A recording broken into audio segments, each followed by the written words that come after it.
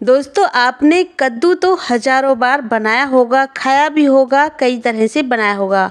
लेकिन आज जो मैं आपके साथ कद्दू को ग्रेट करके ऐसी रेसिपी शेयर करूंगी जो ना आज से पहले आपने खाई होगी ना बनाई होगी। इतनी ज़्यादा टेस्टी, बनाने का तरीका एकदम आसान, आपको बहुत पसंद आएगा।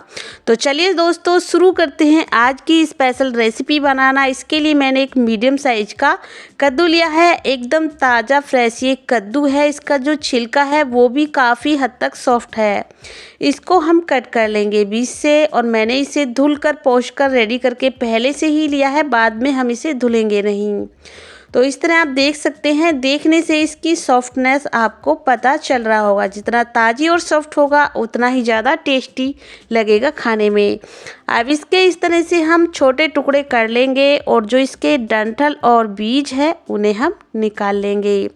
तो अक्सर लोग इसका छिलका निकालते नहीं हैं। अगर आपको भी इनका छिलका पसंद नहीं है तो आप चाहें तो छिलके को हटा सकते हैं। अगर आपके कद्दू का छिलका हार्ड है या फिर अच्छा नहीं है, यहाँ पर जो ये छिलका है काफ़ी अच्छे से सॉफ्ट है, मैंने इसे टच करके देख लिया है।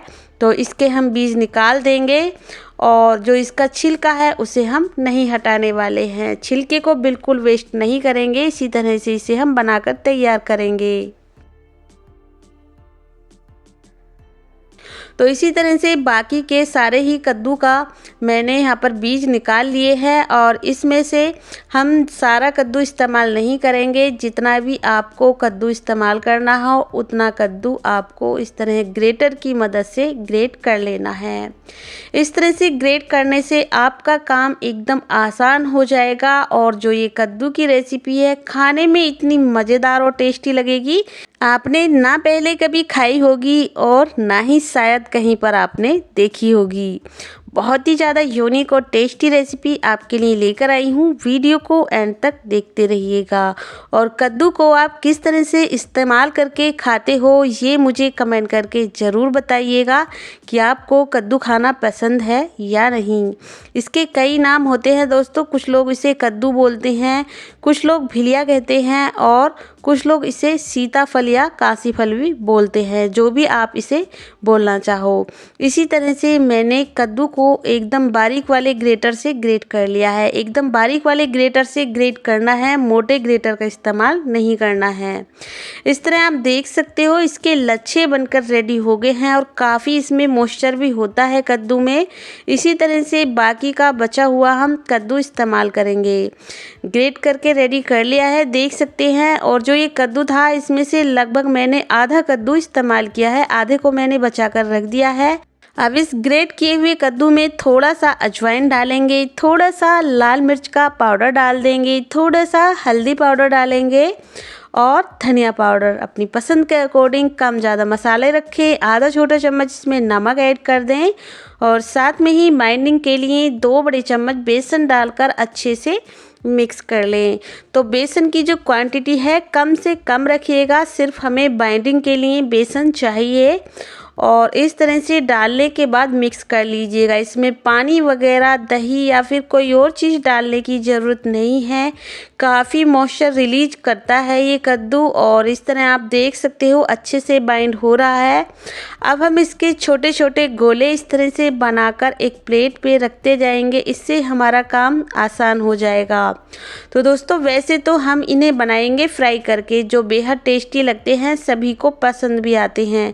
लेकिन फिर भी अगर आप इन्हें फ्राई नहीं करना चाहते तो आप अपने पैन में इन्हें सेक लीजिएगा, या फिर इन्हें आप ओवन में स्टीम कर लीजिएगा, या फिर किसी भी स्टीमर में। मैं यहाँ पर इन्हें फ्राई करने वाली हूँ, जो सभी को पसंद आते हैं। जो लोग ऑयल नहीं खाते हैं वो इन्हें स्टीम करके या फिर हल्का फुल्का ऑयल लगाकर आप इन्हें अपने पैन में फ्राई कर लीजिएगा।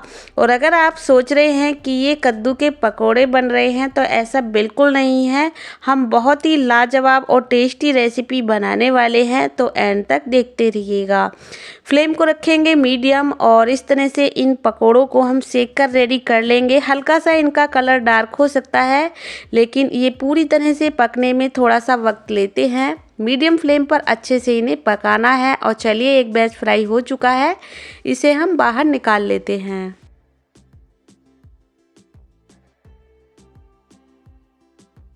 तो चलिए दोस्तों, हमारा एक बैच फ्राई हो चुका है। इसी तरह से बाकी के बचे हुए सारे पकोड़े हम फ्राई करके रेडी कर लेंगे। और तब तक आप मुझे बता दीजिए कि ये प्यारी सी वीडियो देश के किस कोने शहर से आप देख रहे हैं। मुझे अच्छा लगता है आप सभी के कमेंट पढ़ना और सभी को थैंक यू बोलना। तो दोस्तों, आप जो कद्दू की रेसिपी बनाते हैं किस तरह से बनाते हैं ये आप ज़रूर बताइएगा। और इस तरह से हमारे सारे पकोड़े फ्राई हो चुके हैं और ये ऑयली बिल्कुल नहीं है।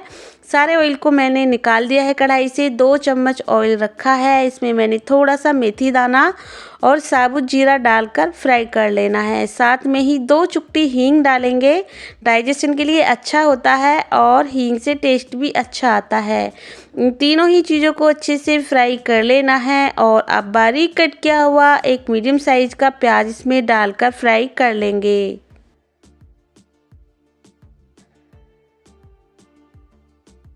तो 2 हरी मिर्ची भी मैंने इसमें डाल दी हैं कट करके और अच्छे से इन्हें फ्राई करना है। फ्लेम को हम लो रखेंगे। इसी तरह से लगातार चलाते हुए इन्हें हमें पकाकर रेडी करना है। ना ज़्यादा मसाले इसमें लगेंगे और ना ही बाहर से कोई सामान लाने की ज़रूरत। अब हम इसमें हल्दी पाउडर डाल देंगे, आधा छोटा चम्मच डाल देंगे इसमें धनिया पाउडर और लाल मिर्च का पाउडर। और अपनी पसंद के अकॉर्डिंग आप इसमें और भी मसाले ऐड कर सकते हो। अगर कोई स्पेशल मसाला इसमें डालना चाहते हो तो वो भी डाल सकते हो। अब मैंने यहाँ पर 2 टमाटर का पेस्ट इसमें डाल दिया है।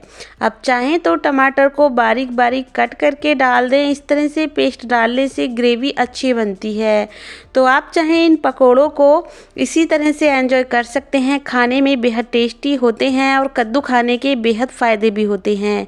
तो जो लोग कद्दू नहीं खाते हैं उनके लिए ये तरीका बेस्ट है। इतनी लाजवाब रेसिपी लगेगी ना दोस्तों, किसी को पता ही नहीं चलेगा कि आपने इसे बनाया है कद्दू से। अब मैंने इसमें थोड़ा सा नमक डाल दिया है और आधा छोटा चम्मच गरम मसाला पाउडर डालकर चलाते हुए अच्छे से हम मिक्स करेंगे और इस मसाले को पकने देंगे। इसके लिए हम इसे ढक देंगे, फ्लेम को लो रखेंगे और जब ऊपर से ऑयल तैरने लगे तो समझ लीजिए हमारी ग्रेवी रेडी हो चुकी है। ना हमने इसमें दही का इस्तेमाल किया है ना ही मलाई का, बस बेसिक मसाले और चीज़ों से हमने इसे बनाकर रेडी किया है। देख सकते हैं हमारी जो ग्रेवी है अच्छे से पक चुकी है। अब इस स्टेज पर इसे और भी टेस्टी बनाने के लिए इसमें थोड़ा सा कसूरी मेथी डाल देंगे और इसको भी चलाते हुए मिक्स करेंगे, जिससे कि मेथी का जो फ्लेवर है वो इस ग्रेवी में आ जाएगा। तो वैसे तो हमने इसमें टमाटर का पेस्ट डाल दिया है, फिर भी इसे और टेस्टी बनाने के लिए इसमें मैंने आधा छोटा चम्मच अमचूर पाउडर डाल दिया है। अगर आप नहीं डालना चाहते अमचूर पाउडर तो इसकी जगह 2 चम्मच फ्रेश ताज़ा दही डाल दें। साथ में ही 1 कप पानी डालेंगे इसमें और अच्छे से लगातार चलाते हुए मिक्स करेंगे। तो दोस्तों, अगर आप इसे राइस के साथ सर्व कर रहे हो, आपको ग्रेवी ज़्यादा चाहिए तो इसमें 1.5 कप पानी का इस्तेमाल कीजिएगा। वैसे 1 कप पानी काफ़ी रहेगा। अब हम इसमें आधा छोटा चम्मच नमक डाल देंगे। नमक का इस्तेमाल पहले भी किया था, उसी के अकॉर्डिंग आपको इसमें नमक का इस्तेमाल कर लेना है। और अब हम ढककर इसे 2-3 मिनट के लिए लो फ्लेम पर पकाएंगे, जिससे कि जो हमारी ये ग्रेवी है अच्छे से पक जाएगी। बाद में ज़्यादा आपको पकाने की ज़रूरत नहीं है। पकोड़े डालने के बाद इसे ज़्यादा नहीं पकाना है, पहले ही पका लेना है, क्योंकि पकोड़े अच्छे से फ्राई हो गए हैं पहले ही। तो अब इसे बनने में ज़्यादा वक्त नहीं लगेगा, केवल 10 मिनट में ये रेसिपी बन जाएगी। तो डालने के बाद सारे पकोड़े हम इसमें क्या करेंगे, थोड़ा सा धनिया पत्ता डालेंगे, मिक्स करेंगे और ढककर इसे लो फ्लेम पर 2-3 मिनट के लिए पकाएंगे। इससे ज़्यादा बिल्कुल नहीं पकाएंगे। और इस तरह से इस रेसिपी को बनाकर देखिए, आपको बहुत पसंद आएगी ये। और ग्रेवी को अंदर तक इन्होंने एब्जॉर्ब कर लिया है। दिखने से ही पता लग गया है कि जो पकोड़े हैं कितने सॉफ्ट हो चुके हैं। तो अब हम एक बार इन्हें चला लेंगे, गैस को ऑफ कर देंगे और देखिए इसका टेक्सचर कितनी सुंदर लग रही है दिखने में और खाने में बहुत ज़्यादा टेस्टी लगती है। दोस्तों आपको यकीन नहीं होगा कि इस रेसिपी को आपने कद्दू से बनाया है। कद्दू की सब्ज़ी तो अक्सर आप खाते हो, इस तरह से आप कद्दू के कोफ्ते बनाकर देखिए, आपको बहुत ज़्यादा पसंद आएंगे। तो दोस्तों मेरी इस प्यारी सी वीडियो को आप क्या नाम देना चाहोगे? मैं तो इन्हें कहना चाहूँगी कि ये कद्दू के कोफ्ते हैं, और आप क्या कहना चाहोगे वो ज़रूर बताइएगा। आज की रेसिपी थोड़ी सी भी पसंद आए तो वीडियो को लाइक शेयर ज़रूर कीजिएगा, और आपके अपने चैनल कुक विद पुष्पा को सब्सक्राइब करना बिल्कुल ना भूलिएगा इसी तरह की और नई रेसिपी देखने के लिए। तो चलिए दोस्तों मिलते हैं फिर किसी रेसिपी के साथ, तब तक के लिए थैंक यू, बाय बाय।